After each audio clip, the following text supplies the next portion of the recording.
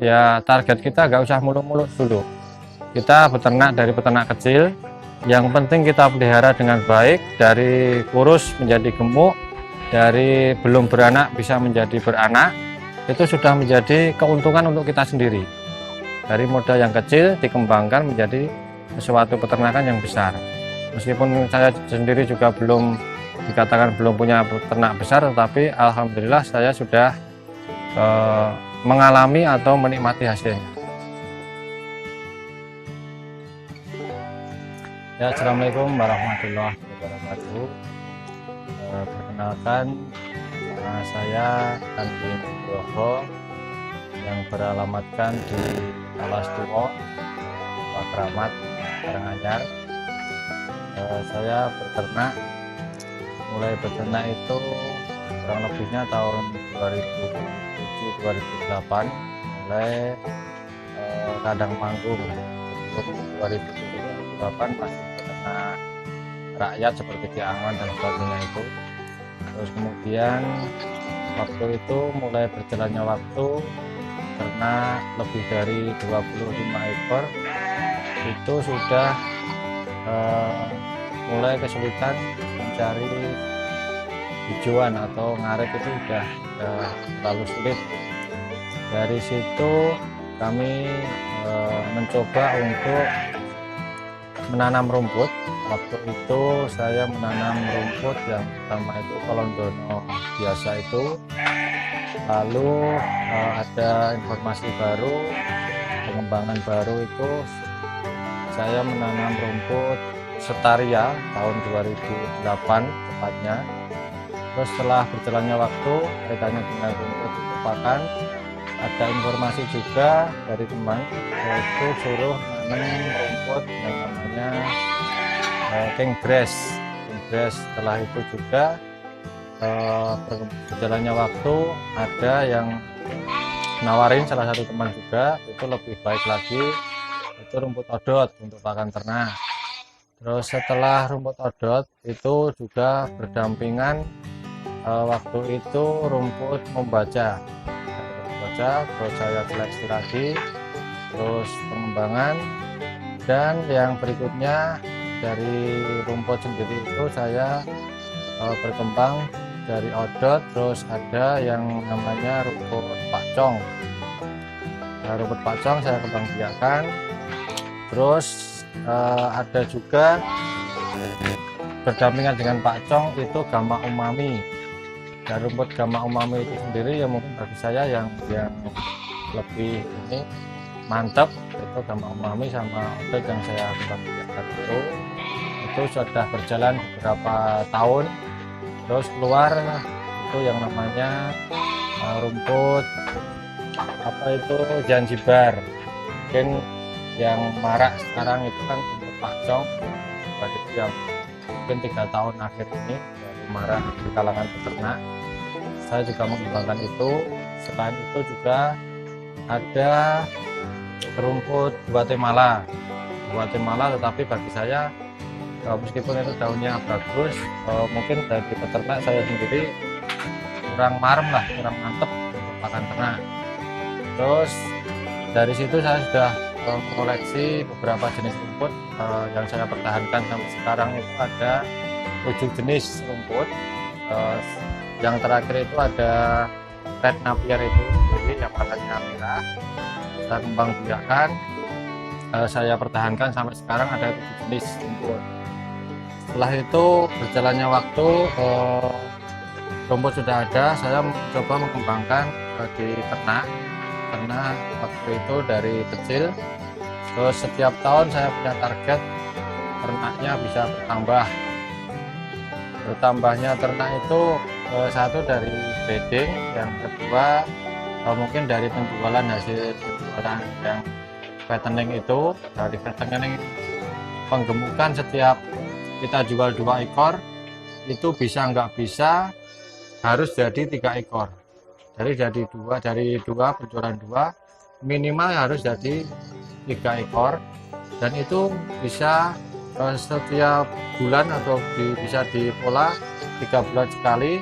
Dari 3 ekor kita jual menjadi 4 atau 5 dan seterusnya. itu lama-lama teman-teman yang waktu itu bareng-bareng belajarnya sama saya, belajar alami, belajar di kandangnya sendiri dengan pengalamannya sendiri, itu akhirnya alhamdulillah bisa berkembang. Dan sampai sekarang mungkin saya sudah menikmati hasil dari ternak kambing itu sendiri.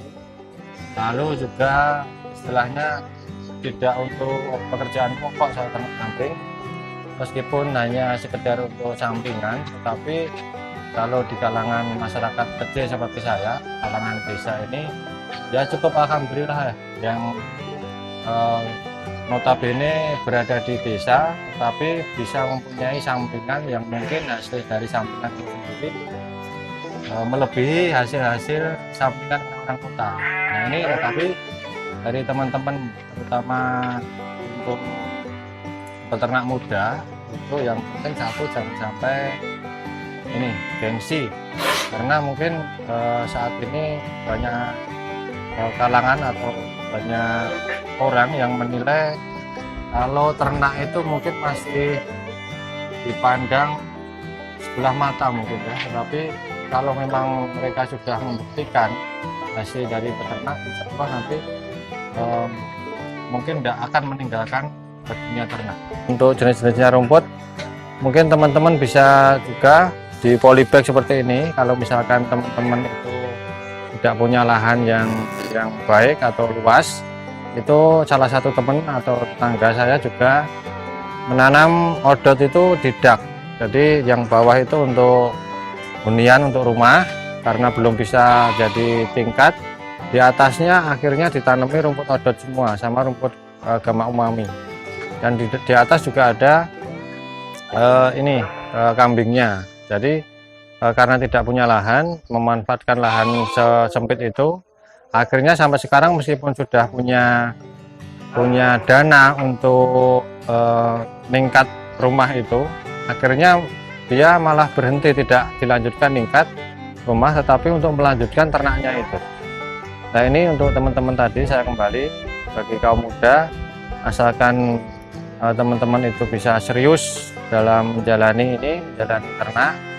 Terus seandainya ada kendala dan sebagainya, kendala kematian, kendala kambing sakit, itu jangan patah semangat, karena memang kadang itu kita merasa ada jenuhnya juga.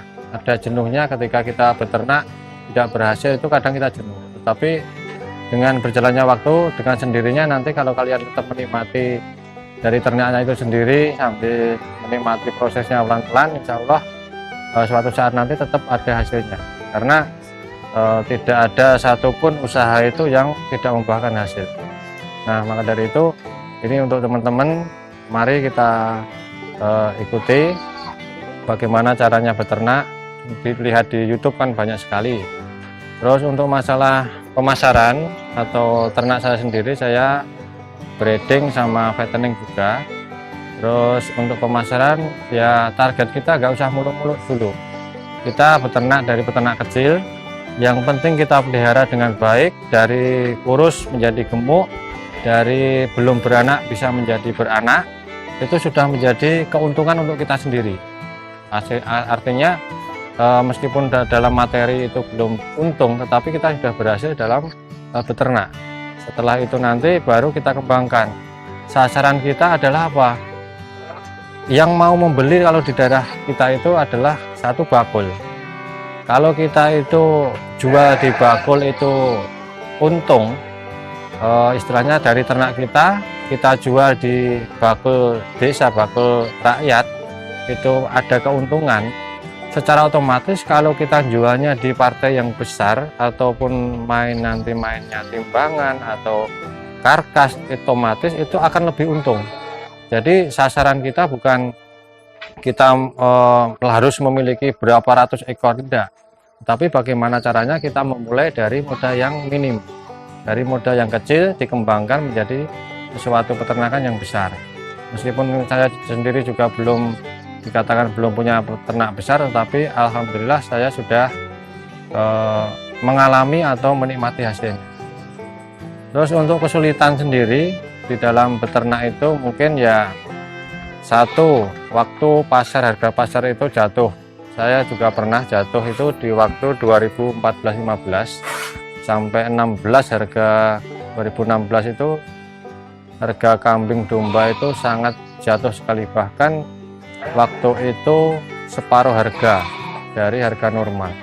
Nah, kita juga tidak tahu.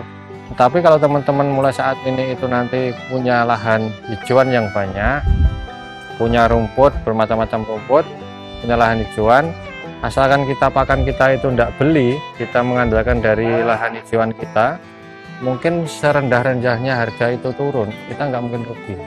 Karena pakan sendiri dari hasil kebun kita sendiri.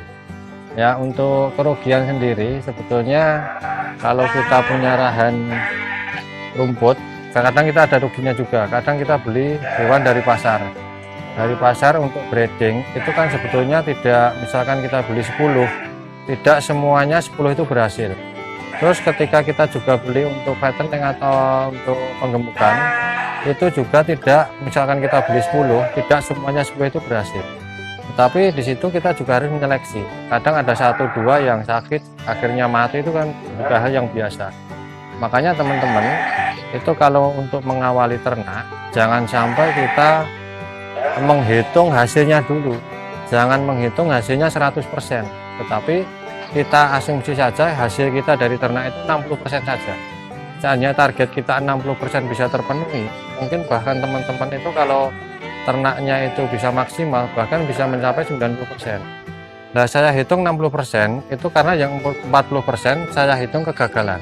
Karena dari setiap kita beli, katakanlah beli 10 ekor, itu ada 1 atau 2 kambing, itu mungkin 1 mati, yang kedua mungkin pertumbuhannya juga agak lambat, tidak seperti yang lain. Itu kan kalau dihitung per ekor, itu mungkin kita rugi. Tetapi kalau dikalkulasi secara keseluruhan, kita beli 10 harga 10 juta, kita jualnya tinggal mati 2 tinggal 8. Dari 8 ekor itu kita ketemunya berapa? Nah, itulah titik akhirnya. Jadi bukan semata-mata ada yang mati berarti rugi kita, enggak. Tetapi kita kelola dari semuanya yang kita keluarkan dari kantong itu berapa, nanti kita dapat hasil berapa. Ya, mungkin itu untuk masalah kesulitan atau kerugian teman-teman, sebetulnya kita tidak rugi, insya Allah kita tidak rugi, asalkan kita menghitungnya itu hasil akhir, bukan hasil pembelian per ekor. Itu masalah kerugian. Terus yang masalah keuntungan, ya alhamdulillah, katakan kita memelihara 10 ekor induk, kalau kita itu punya lahan hijauan sendiri, punya rumput itu, kalau di tempat saya kos pakan untuk pembelian pakan tambahan itu Rp500, sehingga 1 ekor induk itu kalau kita pelihara selama 1 tahun itu kurang lebihnya kita mengeluarkan uang sekitar 270 sampai 280.000 per ekor selama 1 tahun. Kuncinya hijauan dari tempat kita sendiri, kita tidak beli. Nah, kita mengeluarkan 1 ekor induk itu 280.000 selama 1 tahun, tetapi induk dari 1 induk itu hampir menghasilkan 2 peranaan. Peranaan pertama dan yang 1 tahun kemudian sudah hampir mana yang kedua. Itu dari 1 ekor induk, katakanlah kita bisa menjual cempe itu sekitar 1,5 tahun, kita bisa menjual 2 peranakan, 2 periode. Itu kita asumsi kita 1 ekor selama 1 tahun itu 1.500.000 saja, 1 ekor anakan itu kita sudah untung 3 juta, itu dari 1 induk.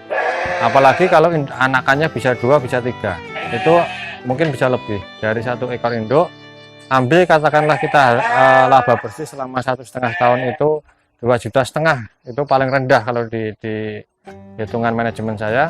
1 ekor induk selama 1,5 tahun laba bersih 2,5 juta itu paling rendah.